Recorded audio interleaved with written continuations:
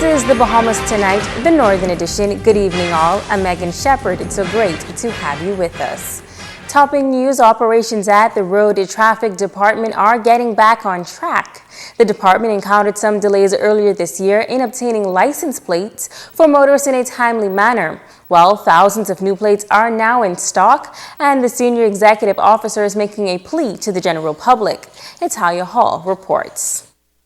The Senior Executive Officer of the Road Traffic Department in Freeport, Charmaine Fernandez, is making an appeal to the general public. She is asking residents to come and pick up their license plates as soon as possible. To receive your plates, you must provide the title for your vehicle. Fernandez says at the moment there are over 20,000 plates in the office. We have most of our plates in. We have under the GA 1 through 5,000, GR 1 through 8,000, and the bonded vehicles, we have all of them.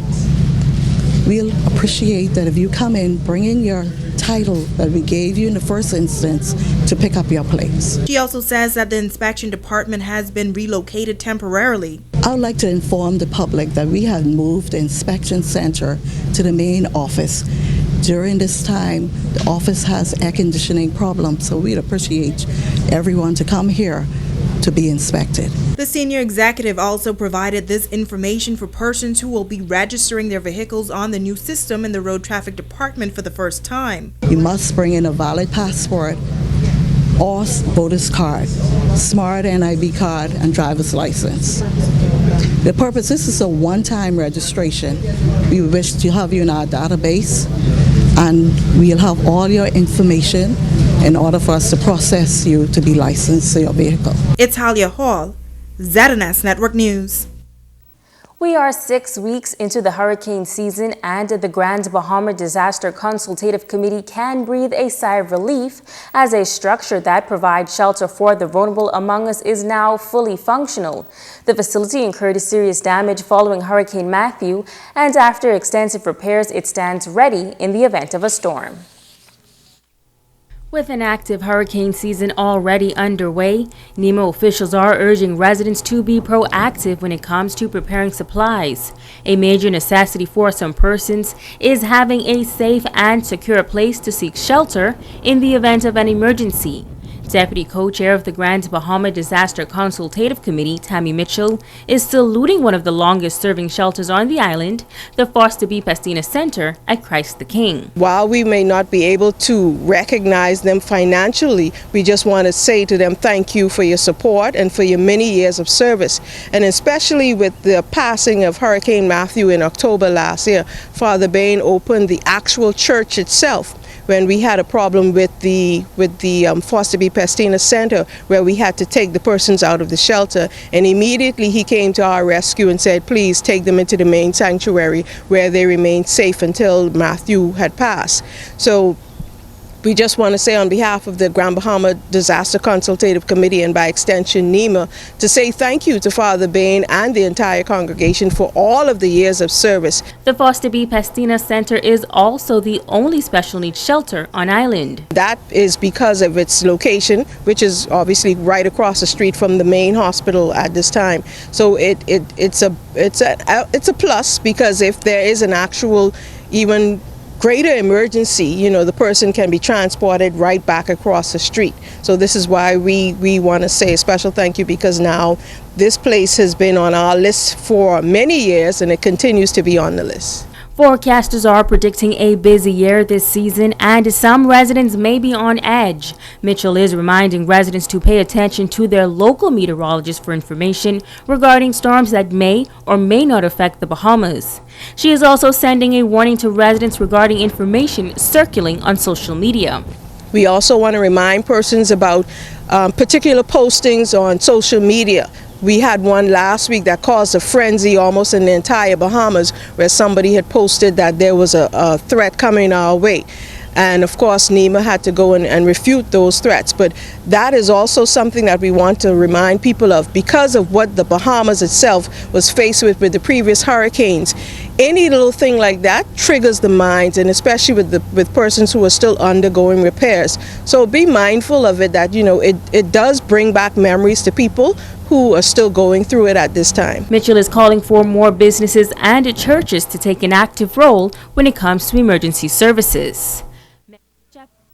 In news from the courts, 34-year-old Anthony Smith was convicted of 2 counts of unlawful sexual intercourse and 1 count of indecent assault of 3 underage girls. A Supreme Court jury on Tuesday returned with a guilty verdict after 2 hours of deliberation.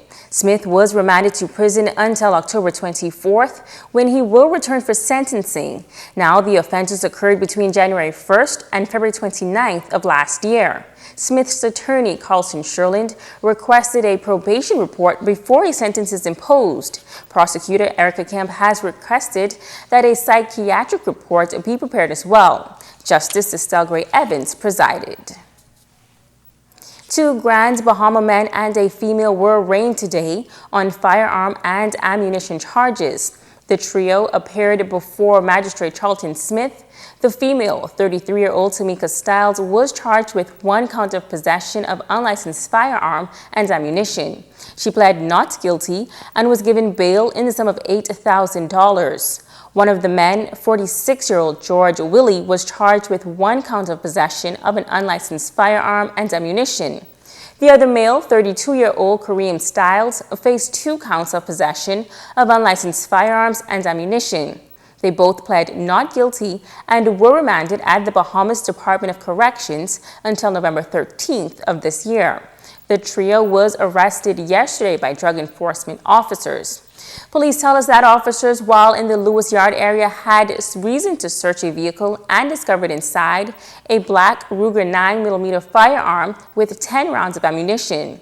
The 2 male occupants of that vehicle were then arrested and taken into police custody. Further investigations led officers to a home in the Prospero Drive area, where they reportedly uncovered an AK-47 rifle with 5 7.62 rounds of ammunition. Now, police in Grand Bahama need your assistance in locating the following persons who are wanted by the Central Detective Unit for various offenses.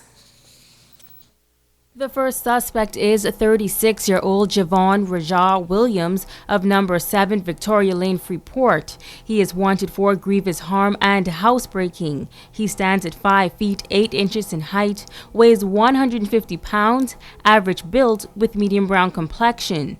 The second suspect is 24-year-old Joshua Oliver of number 427 Grenada Avenue, Freeport. He is wanted for grievous harm and stands at 5 feet 7 inches in height, weighs 130 pounds, with dark brown complexion and average build. The third suspect is Paul Simon Roll Jr., age 31, of number 3 Emerald Drive, Freeport. He is wanted for grievous harm and stands at 6 feet 1 inch and weighs 180 pounds, with dark brown complexion and average build. The fourth suspect is Ashley Livingston Sawyer Jr., age 24 years, of number 13 Bentley Drive, Freeport. He is wanted for stealing by reason of service. He stands at 6 feet, weighs 275 pounds, with a dark brown complexion and average build. The fifth suspect is Jasmine Samantha Roll, aka Sam, age 24 years, of number 12 Kent Circle, Freeport. She is wanted for grievous harm. She is described as standing at 5 feet 3 inches in height, weighing 150 pounds, with a medium brown complexion and average build. These persons are wanted by the Central Detective Unit in Freeport, Grand Bahama for various offenses. If you have any information on the whereabouts of these subjects, please contact the police at the Central Detective Unit at telephone numbers 350-3107-12, 911-919, or call your nearest police station. Stay with us, there's more news right after this break.